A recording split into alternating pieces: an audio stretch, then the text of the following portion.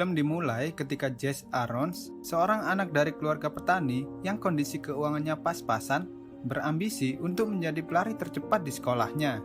Namun sayangnya, ia harus memakai sepatu bekas kakaknya di hari pertama ia masuk ke sekolah setelah liburan musim panas, karena sepatunya yang sudah rusak telah dibuang oleh ibunya, dan mereka tidak memiliki cukup uang untuk membeli sepatu baru.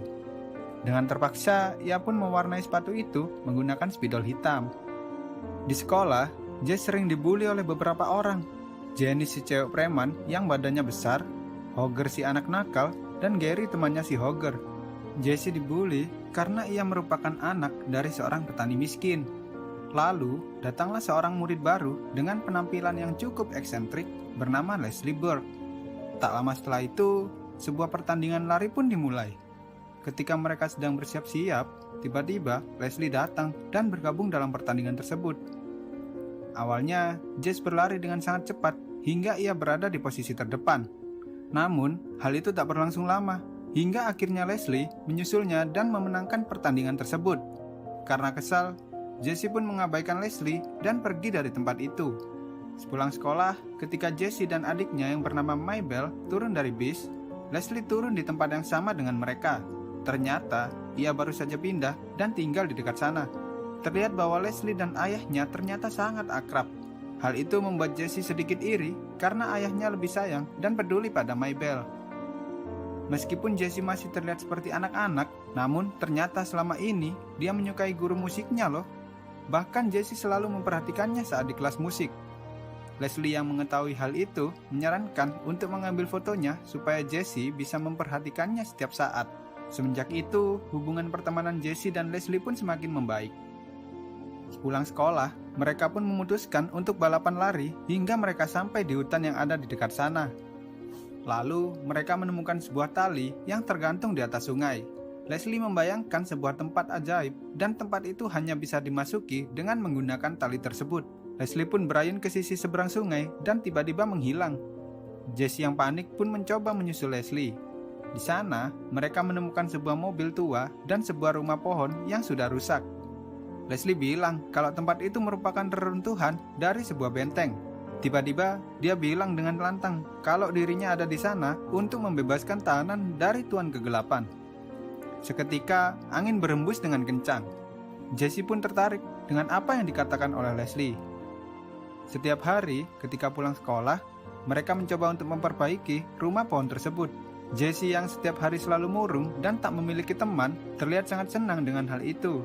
Pribadi Jessie pun mulai berubah dari pendiam menjadi seseorang yang periang. Di rumah pohon, Jessie dan Leslie berbincang-bincang tentang kehidupan mereka. Tiba-tiba, mereka dilimpari oleh seekor tupai. Awalnya, Jessie hanya melihat itu sebagai tupai biasa.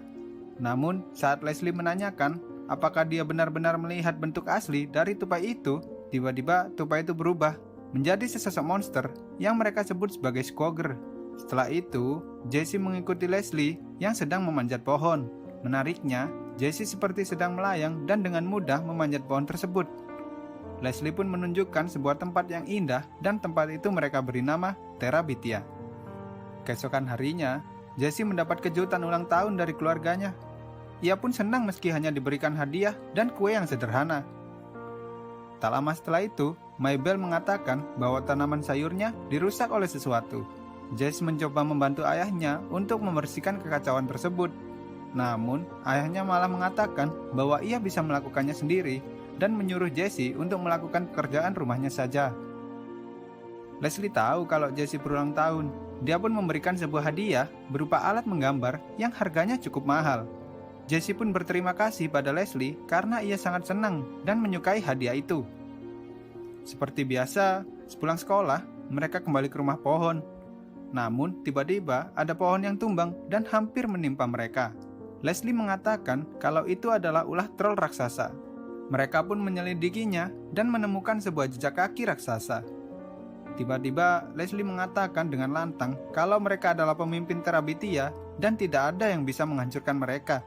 Duh, imutnya sih ini cewek. Saat di sekolah, Maybell mengatakan pada Jessie kalau permennya diambil oleh Janice. Bahkan, ia juga memalak anak-anak yang ingin buang air kecil di sana. Namun, Jesse mengatakan bahwa ia tidak mau bertengkar dengan Janice karena Janice seorang wanita. Terus, Leslie bilang kalau dia punya ide untuk membalasnya dengan cara yang lain. Besoknya, Jesse memberikan sebuah selebaran pada Leslie yang bertuliskan perburuan troll akan segera dimulai. Mereka pun bertemu di hutan. Ternyata, Jesse memberi Leslie hadiah berupa seekor anjing yang lucu. Leslie pun senang dan memeluk Jesse. Lalu, Leslie menamai anjing itu dengan nama Prince Terrien. Saat mereka sedang melakukan perburuan, tiba-tiba muncul kaki troll raksasa yang mengejar mereka. Lalu Prince Terrien menyerang dan membuat geli kaki troll itu. Ternyata itu adalah kelemahannya, dan troll itu pun kembali menjadi pohon. Saat di rumah pohon, mereka membuat sebuah surat cinta yang ditujukan untuk Janice. Awalnya, Janice mengira surat itu benar-benar sebuah surat cinta dari seorang anak yang populer di sekolahnya. Namun, saat mereka bertemu, anak itu justru pergi dan Janice pun ditertawakan oleh teman-temannya. Mabel pun puas dengan hal itu. Saat mereka pulang, Leslie mengajak Jesse untuk membantu orang tuanya di rumah. Keluarga Leslie ini asik banget. Mereka sangat baik dan gak pernah marah pada Leslie. Hal itu jauh berbeda dengan keluarga Jesse. Saat di sekolah, Leslie bilang tuh kalau Janice menangis di toilet. Jesse pun menyuruh Leslie untuk berbicara pada Janice. Lalu saat di bis, tampak Janice tidak lagi berkumpul dengan teman-temannya. Leslie pun mengatakan bahwa hal itu terjadi ketika Janice dimarahi dan dipukul oleh ayahnya. Tetangga mereka yang mendengar keributan akhirnya menelpon polisi. Teman-teman Janice yang mengetahui hal itu mulai menjauhi Janice. Di rumah, ayah Jesse menyuruhnya untuk mengambil peralatan di sebuah lemari penyimpanan. Namun, Jesse lupa mengembalikan kunci itu. Dan saat mereka mencarinya, ternyata kunci itu hilang. Hal itu membuat ayahnya marah dan mengatakan hal yang buruk pada Jesse.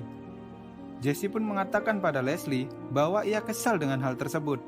Ternyata, Mabel mengaku bahwa ia yang mengambil kunci itu dan memberikannya pada Leslie untuk dipakai sebagai hiasan di dalam hutan. Sepulang sekolah, mereka pun segera pergi ke hutan untuk mengambil kunci tersebut. Namun, mereka malah diserang oleh sekumpulan Skoger. Tiba-tiba, tangan Jesse berubah menjadi besi. Ia pun berhasil mengalahkan para Skoger itu. Jesse dan Leslie segera berlari menjauh. Namun, mereka sempat diganggu oleh beberapa burung. Akhirnya, mereka sampai di tempat kunci itu. Tapi di sana, sekumpulan Skoger sudah mengepung mereka. Tiba-tiba, tentara capung datang dengan bala bantuan yang sangat banyak. Mereka berhasil menahan para Skoger dan burung-burung itu. Saat Jesse mencoba mengambil kunci itu, ia diserang oleh salah satu burung dan terjatuh dari atas pohon.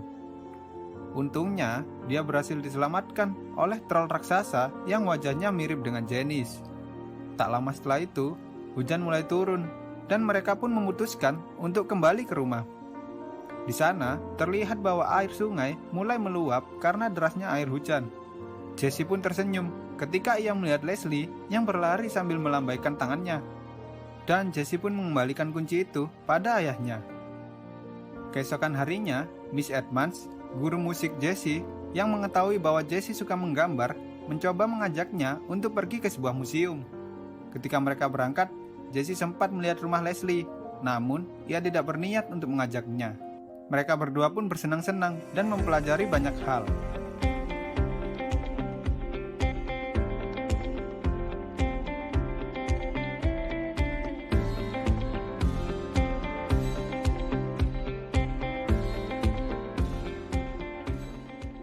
Ketika Jesse pulang, ia disambut oleh keluarganya yang sedang bersedih.